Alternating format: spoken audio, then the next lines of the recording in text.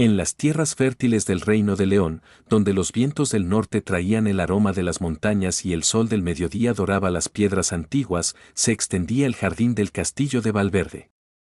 No era un simple huerto de supervivencia, sino un laberinto vivo de verdor que había sido cultivado durante generaciones por manos expertas, un refugio de belleza en medio de un mundo de espadas y alianzas frágiles. Sus muros de piedra gris, cubiertos de hiedra que se enredaba como dedos curiosos, delimitaban un espacio donde el tiempo parecía detenerse. Flores de colores imposibles, rosas rojas como sangre derramada en batallas olvidadas, lirios blancos que brillaban bajo la luna y lavandas que perfumaban el aire con promesas de paz. Crecían en parterres geométricos inspirados en los diseños de los antiguos romanos, pero adaptados por los monjes que habían traído semillas desde tierras lejanas. Helena era la guardiana de ese paraíso.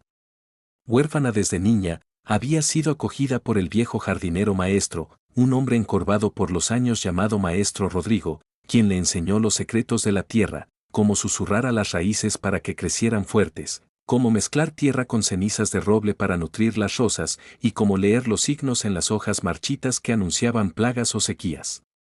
Helena tenía apenas 19 primaveras, pero sus manos callosas y sus ojos verdes, del mismo tono que las hojas de los olivos centenarios del jardín, la hacían parecer parte del paisaje mismo. Vestía túnicas sencillas de lana teñida con hierbas del propio huerto, y su cabello castaño caía en trenzas que se adornaban con flores frescas cada mañana. El jardín no era solo belleza. Era poder. El señor del castillo, don Alfonso de Valverde, un noble de barba entrecana y mirada calculadora, lo usaba para impresionar a visitantes importantes. Embajadores de Castilla, mercaderes de las rutas de la seda y hasta un obispo de Toledo habían paseado por sus senderos de grava blanca, admirando las fuentes de mármol que cantaban con agua traída desde un manantial oculto en la colina.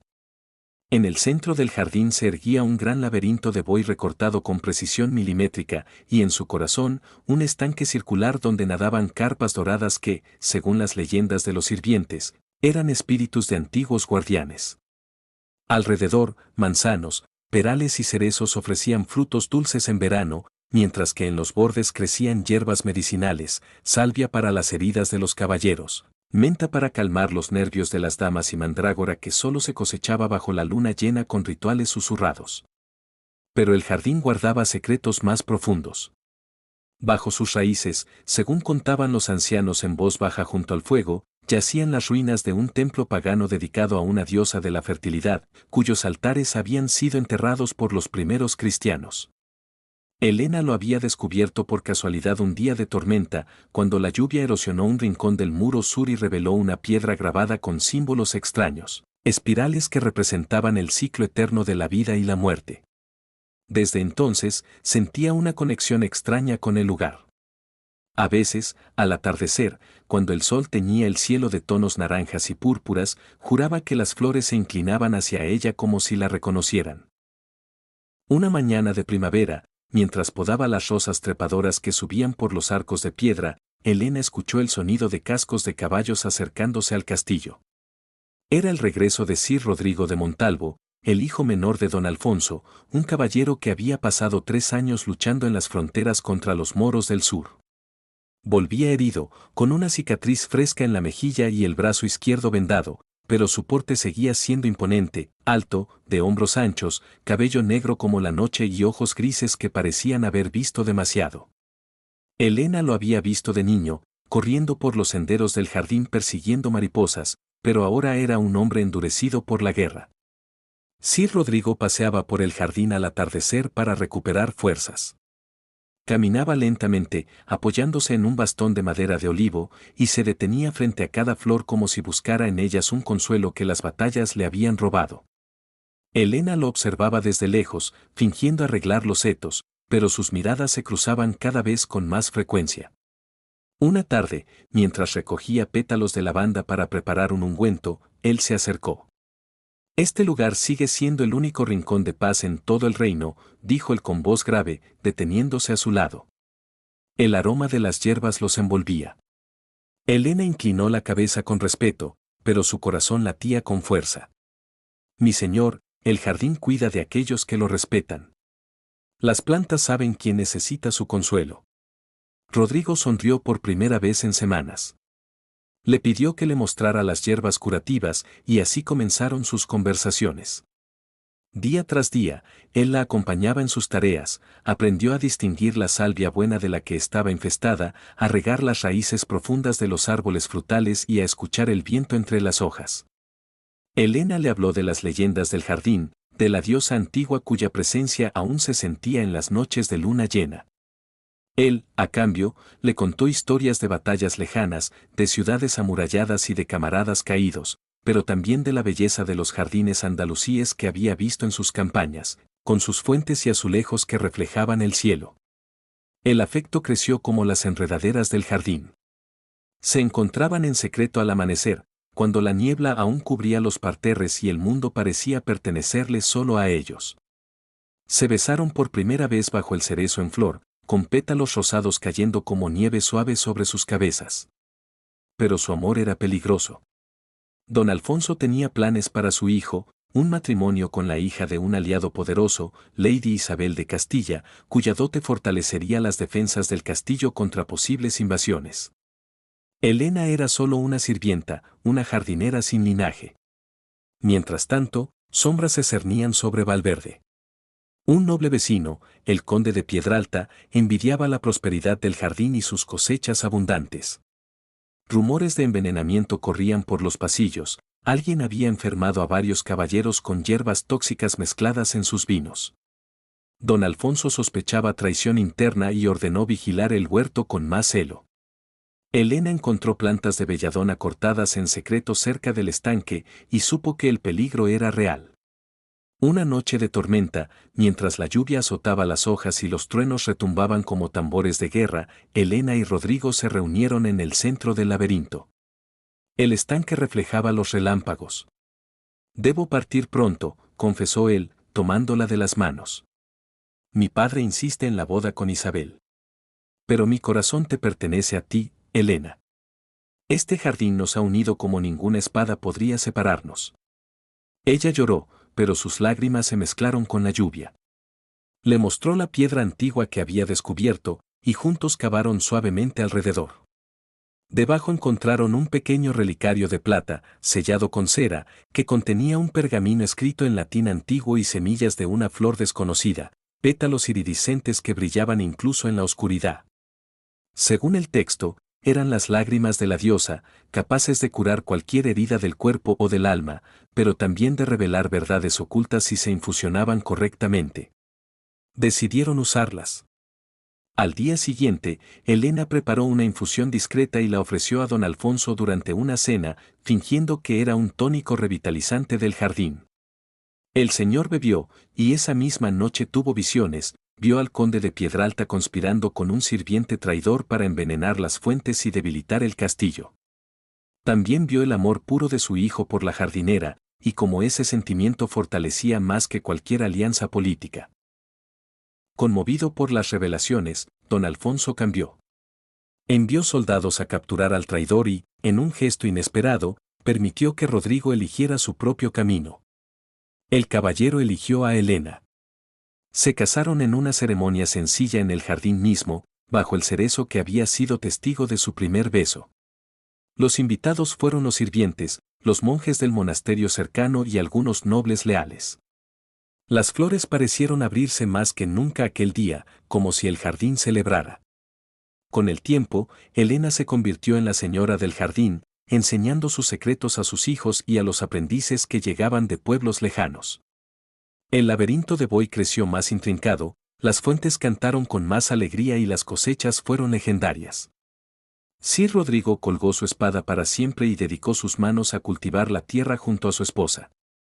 Juntos expandieron el jardín, añadiendo un rosedal dedicado a la diosa antigua y un huerto de hierbas que curaba a los enfermos de todo el reino.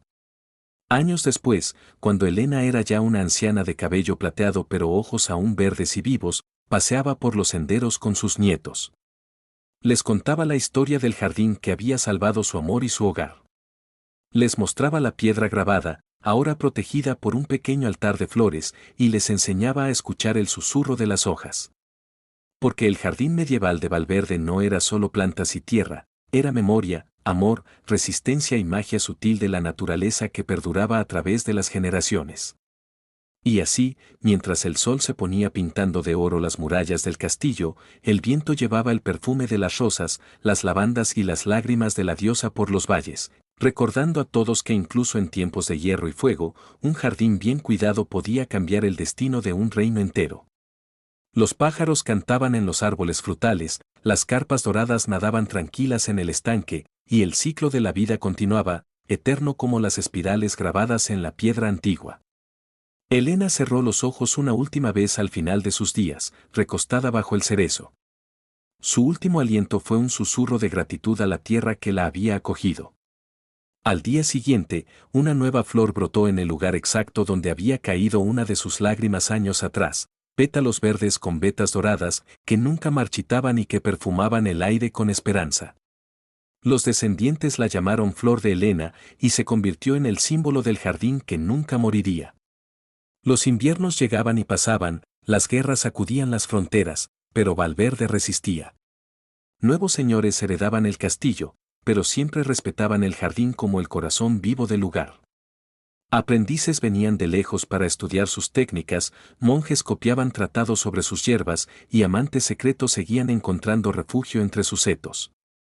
Porque un jardín medieval no es solo un espacio, es un testigo silencioso de la humanidad, un recordatorio de que la belleza y el cuidado pueden florecer incluso en la tierra más pisoteada por las botas de la guerra. Y en las noches claras, cuando la luna llena iluminaba los parterres, aún se podía sentir la presencia suave de la diosa antigua, danzando entre las hojas, protegiendo a aquellos que amaban la tierra con el mismo fervor con que amaban a sus semejantes. El viento susurraba historias de Helena y Rodrigo, de traiciones superadas y amores eternos, y el jardín seguía creciendo, expandiéndose, vivo y eterno, en el corazón del reino de León. Las estaciones se sucedían en un baile interminable.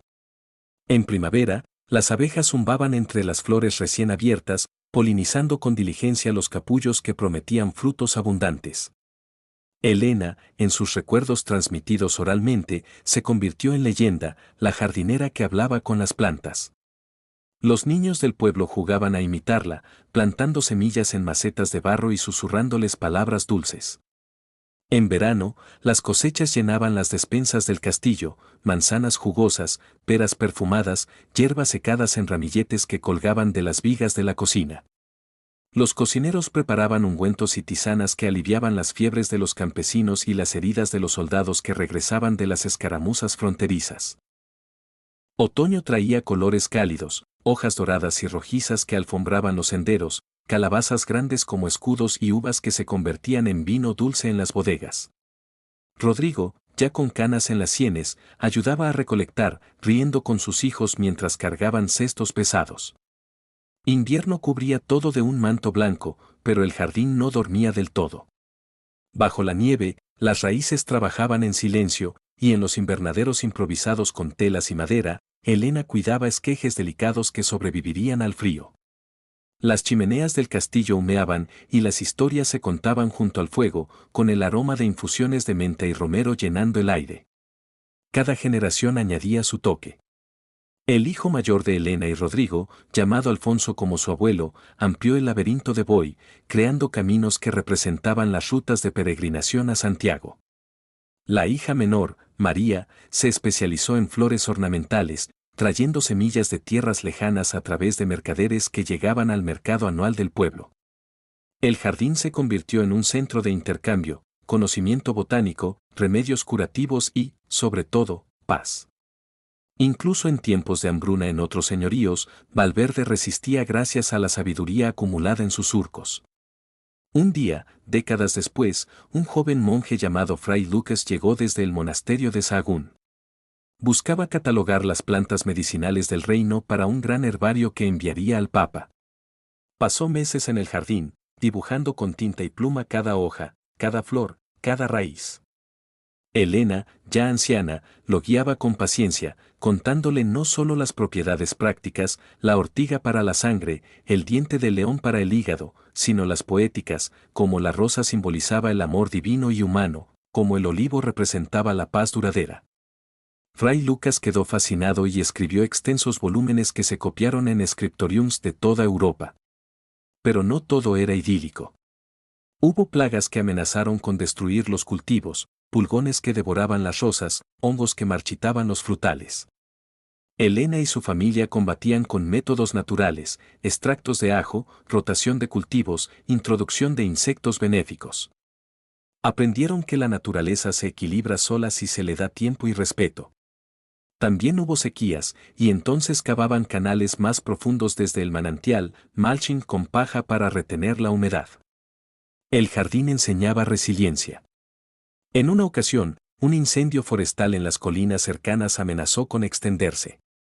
Los habitantes del castillo y el pueblo formaron una cadena humana, usando agua del estanque y ramas verdes del jardín para crear cortafuegos. Rodrigo, a pesar de su edad, dirigió la defensa, y el jardín sacrificó algunos setos para salvar el resto.